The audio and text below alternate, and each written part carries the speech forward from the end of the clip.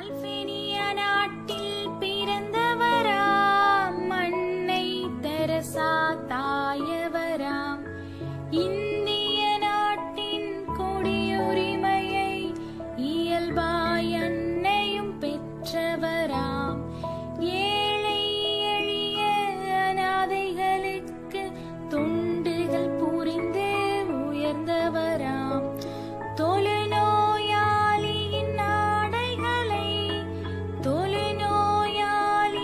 ஆடைகளை துவலாது தினமும் துவைத்தாரே. சகிப்பு தன்மை கொண்டவராய் சமமாய் அவரையும் நினைத்தாரே.